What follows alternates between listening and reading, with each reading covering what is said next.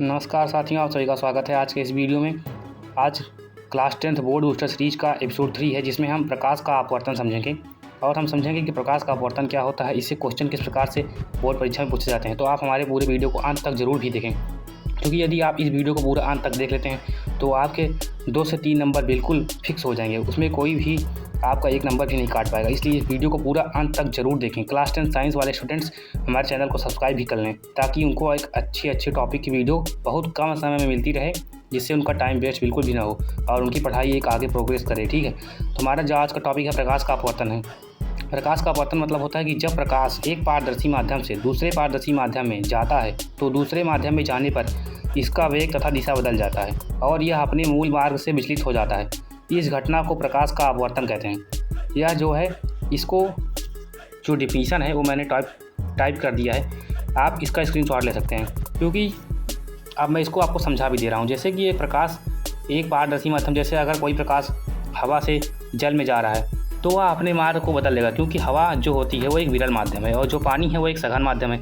तो विरल से जब सघन में जाएगा तो ऑब्वियसली है उसकी चाल और दिशा बदल ही जाएगी। इसको आप समझ सकते हैं। ठीक है, इस घटना को जो है आप प्रकाश का अपवर्तन कहते हैं। प्रकाश का अपवर्तन हम इस चित्र के माध्यम से समझेंगे। इसमें 2 चित्र दिया गया है। एक है कि जब प्रकाश विरल से सघन में जा रहा है और दूसरा चित्र दिया गया है जब सघन से विरल में जा रहा है। तो जब प्रकाश, पॉइंट नंबर 1 है, जब प्रकाश विरल माध्यम से सघन माध्यम में जाता है तो वह अभिलंब जो होता है उसकी ओर झुक जाता है। मतलब कि जैसे विरल माध्यम में पहले आपतित किरण P है वो I एंगल पर जा रही थी, उसके बाद उसका अभिलंब डॉट लाइन से दिखाया गया है चित्र 1 में, उसके बाद वो अभिलंब की तरफ झुक गई है। ठीक है, तो ये होता है जब विरल से सघन में जाती है, और जब सघन से विरल में जाती है तो अभिलंब से दूर हट जाती है। क्योंकि यदि कोई प्रकाश जैसे सघन माध्यम जल से वायु में जा रहा है तो जल से वह दबा हुआ महसूस करेगा, लेकिन जब वह हवा में जाएगा विरल में तो वह फैल जाएगा।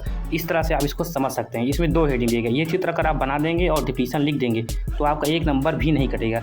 और तीसरा कंडीशन होती है जब प्रकाश सीधा आपतित होता है तो फिर क्या कहते हैं, उसका दिशा और वेग कुछ नहीं बदलता है, फिर वह सीधा निकल जाता है, यदि अभिलंब पर ही आपतित हो जाए तो। ठीक है, और उसके बाद क्या कहते हैं, हमारा जो इसमें एक और टॉपिक है, यदि प्रकाश एक ही माध्यम से दूसरे माध्यम, मतलब दोनों माध्यम सेम हो तो I बराबर R हो जाता है, फिर वहाँ पर कोई भी परिवर्तन नहीं होता है। ठीक है, और एक पॉइंट याद रखिएगा कि जब प्रकाश का अपवर्तन होता है तो उसके सभी गुण बदल जाते हैं, लेकिन उसकी आवृत्ति और रंग नहीं बदलता है। ये 2 मोस्ट इंपॉर्टेंट पॉइंट हैं।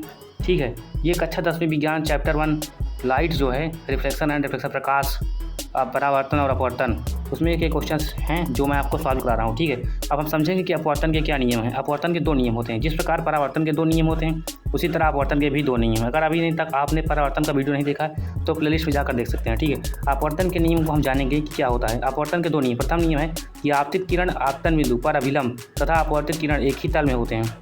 इसको तो आप समझ सकते हैं, क्योंकि वो तीनों चित्र में भी आप अच्छे से देख सकते हैं कि तीनों एक ही तल में होते हैं। ठीक है, जैसे कि परावर्तन में भी ये तो यही होता है। रिवाइज कर लीजिए कि आपतित किरण, परावर्तित किरण और आपतन बिंदु पर अभिलंब तीनों एक ही तल में होते हैं, जैसे समतल या कागज़ का तल में होते हैं। ठीक है, और जो इसका दूसरा नियम है वो है अपवर्तन के संबंध में आपतन कोण की ज्या साइन I तथा अपवर्तन कोण की ज्या साइन R का अनुपात एक नियतांक होता है। ज्या का मतलब होता है साइन, जो एक त्रिकोणमितीय अनुपात है। ठीक है, उसमें से साइन है, और जो मतलब कि अपवर्तन के संबंध में आपतन कोण जो होता है उसकी ज्या मतलब साइन I तथा अपवर्तन कोण की ज्या साइन R। साइन यहाँ पर ज्या है और R जो है वो अपवर्तन कोण है। ठीक है, का अनुपात जो होता है वो एक नियतांक होता है। इसको हम इस तरह लिख सकते हैं कि साइन I बटे साइन R बराबर नियतांक, या फिर साइन I बटे साइन R बराबर यन लिख सकते हैं। यन जो होता है वो उस माध्यम का अपवर्तनांक होता है। ठीक है, अपवर्तन के 2-3 नियम को स्नेल का नियम भी कहते हैं।